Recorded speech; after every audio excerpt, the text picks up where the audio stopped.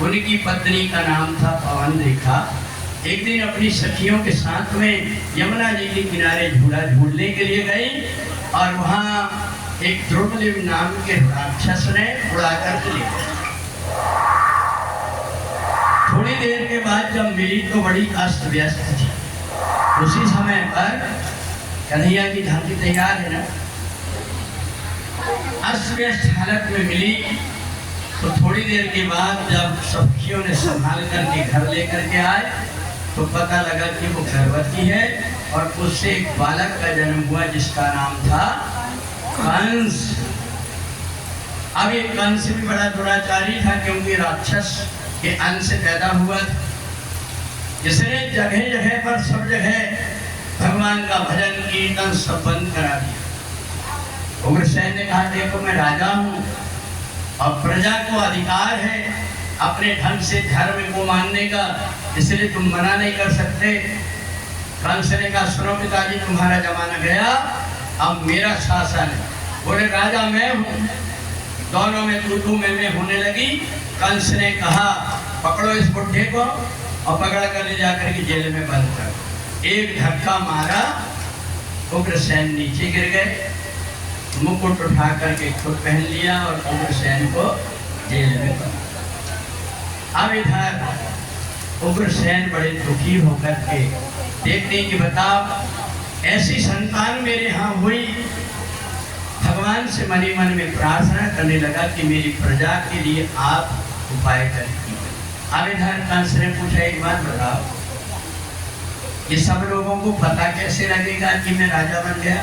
कहा आपकी एक चचेरी बहन है जिसका नाम है देवकी, आप उनका विवाह कर दीजिए, निमंत्रण कार्ड सब जगह बांट दो। राजा महाराजा आएंगे तो देखेंगे, समझ जाएंगे कि आप राजा बन गए। कंस ने कहा कि जाओ हमारी बहन के लिए कोई वर देख कर आओ। और जैसे ही वर के लिए गए तो वसुदेव जी को लेकर के आ गए। वसुदेव ने कहा देखो मैं शादीशुदा हूँ, मेरी पत्नी कहा चुपचाप रहो, हम जो कहते हैं वो करो। और वसुदेव के साथ में देवकी का विवाह। कंस ने सोचा मेरी छवि खराब है पूरे गांव में, इसलिए जरा मैं अच्छा बनने का कुछ करता हूँ। उन्होंने कहा देखो मैं अपनी बहन को स्वतः रथ चला करके पहुंचाने के लिए जाऊंगा। रथ तैयार कर दिए, इतने सारे सोना चांदी हाथी घोड़ा सारी चीज दहेज में दी। सारी प्रजा ने क्या बताओ अपनी सखी बहन को जितना नहीं करते चचेरी बहन को किया इन्हें। सब लोग कंस की जय जयकार करने लगे। अब इधर जब कंस बाहर पहुंचा तो आकाशवाणी हुई, अरे दुष्ट कंस, ये देवकी के विवाह में क्या फूला फूला फिर रहा है, इसका 8वां लाल तेरा काल होगा। कंस ने कहा कि 8वां बालक मेरा काल? कंस ने सोचा न रहे बांस न बनेगी बांस। पकड़ा बांध देवकी के और रथ से नीचे पटक करके तलवार उठा करके मारने लगा। जैसे तलवार मारने लगा तो उसी समय पर सुदर्शन चक्रधारी भगवान कृष्ण ने ऊपर हाथ पकड़ लिए, नीचे नहीं आ रहे। अब कंस को दिखाई नहीं दे रहा, हाथ नीचे नहीं आ रहा, पसीना पसीना। वसुदेव ने जो तुझे देखा ऊपर तो हाथ जोड़ते खड़े हो। कहा कंस तेरे को देवकी से तो कोई कष्ट नहीं, तूने अभी अभी हाथ पीला किया है अपनी बहन का और अब तू मारना चाहता है। तो मैं तुम्हें वचन देता हूँ कि इसके 8वां बालक मैं ला करके दे दूंगा और देवकी को छोड़ दो। कंस ने कहा देखो वसुदेव मैं छोड़ तो दूंगा पर जब तक इसके 8 बालक ना हो जाए तुमको जेल में रहना पड़ेगा। वसुदेव ने कहा हमें मंजूर है, लौटा करके ले आए। सारे मथुरा वालों ने कहा बताओ देखो तो ये दुष्ट कितना अच्छा बन रहा था और ये अपनी औकात दिखा दी है।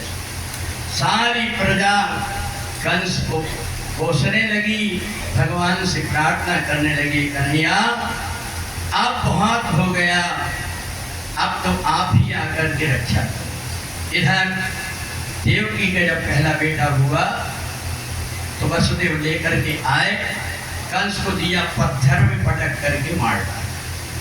ऐसे करके 6 बालक मार दिया।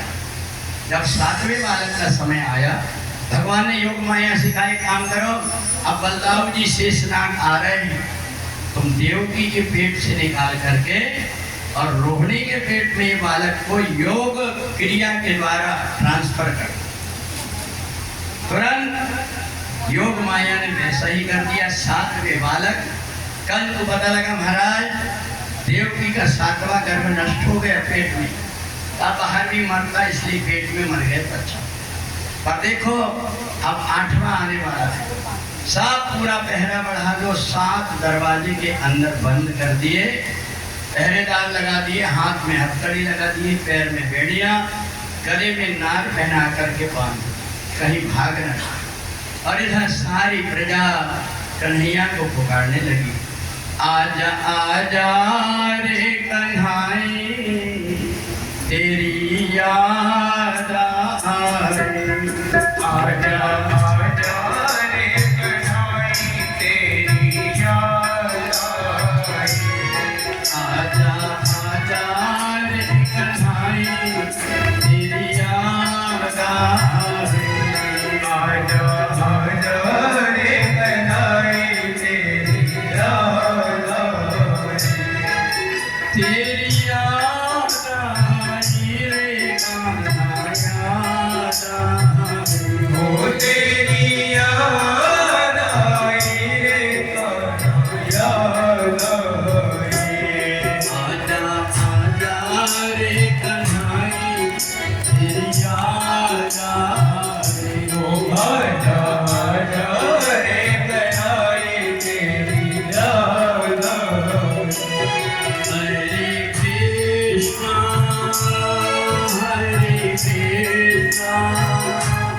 कृष्णा कृष्णा हरे हरे, हरे कृष्णा हरे कृष्णा कृष्णा कृष्णा हरे हरे,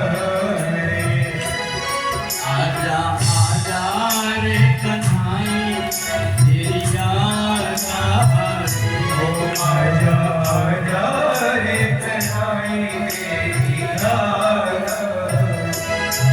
अब इधर भादों का महीना आ गया, कृष्ण पक्ष की अष्टमी तिथि आई, रात के 12 बजे और वसुदेव और देवकी के सामने भगवान नारायण चतुर्भुज रूप में प्रकट हो गए। बोलिए भक्तवत्सल भगवान की जय हो। देवकी ने जैसे भगवान को देखा बड़ी प्रसन्न हो गई, भगवान से कहती है, हे परमात्मा आप यहाँ पर आ गए, पर कंस को तुम्हारा वध कर देगा। भगवान ने कहा मैया तुमने मेरे को पहचाना नहीं, 3 जन्म से तुम्हारा बेटा बन रहा। पहले जन्म में तुम दोनों पति पत्नी प्रश्नी और सुतपा थे, मैं प्रश्नी गर्भा बन करके आया। दूसरे जन्म में तुम कश्यप और अदिति बनी, मैं वामन बन करके आया था, और अब तुम वसुदेव और देवकी बनी और मैं वासुदेव बन करके आया हूँ। देखो तुम अपने गोद में मेरे को ले लो। भगवान तुरंत छोटे से बने, और छोटे से जब बने तो भगवान ने बता दिया कि ये जो टोकना पड़ा हुआ है इसमें मेरे को लेकर के अभी अभी मेरी योग माया गोकुल में जन्म ली, तुम उनको यहाँ ले आओ और मेरे को ले जाकर के वहाँ छोड़ो। उधर माता यशोदा गर्भवती थी, उनके पेट से योग माया का जब जन्म हुआ तो यशोदा को पता नहीं लगा। जब योग माया का जन्म हो रहा था तो नींद ऐसी आ रही थी, आंख ना खुले, तो दाई ने देखा कि इनको बेटी हो गई है, बेटी को साफ करके और यशोदा के बगल में लिटा करके और दाई रात के 12 बजे चली गई। इतने में वसुदेव जी जैसे ही कन्हैया को सिर पर रखे, दरवाजे अपने आप खुल गए, पहरेदार सो गए, और जब चले तो इतनी जोर से बारिश आ रही थी, शेषनाग ने अपना फन फहरा लिया और भगवान श्याम सुंदर को लेकर चले।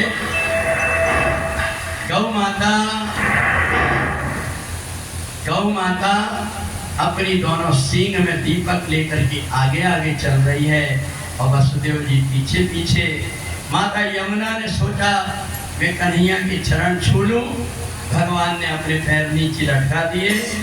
माता यमुना ने स्पर्श करके रास्ता दे दी और ले जा करके और यशोदा के बगल में सुला दिए और कन्या को लेकर के आए। जैसे आए हैं वैसे ही जैसे लेकर के आए और कन्या अंदर गई, दरवाजा बंद हो गए, हाथ में हथकड़ी लग गई, पैर में बेड़ियां लग गई, सारे बाल बाल उड़ गए अपने आप। अंदर से जब रोने की आवाज आई तो दौड़ करके गए, महाराज हो गया 8वां वाला, जल्दी चलिए। कंस आधी रात को आया, आकर के देखा ये तो बेटी, चाहे बेटी हो चाहे बेटा हो, पर मारूंगा जरूर। उठाया और जैसे फटकने लगा आदि शक्ति आकाश में उड़ गई। अरे दुष्ट कंस, मेरे को क्या मार रहा है? तेरे को मारने वाला वो देखो पैदा हो गया, देख आंख खोल करके देख ले तू। अब इधर कन्या तो चली गई और यहाँ वसुदेव जी कैसे गोकुल लेकर के गए कन्हैया को, हम लोग दर्शन करेंगे। बोलिए सच्चिदानंद भगवान।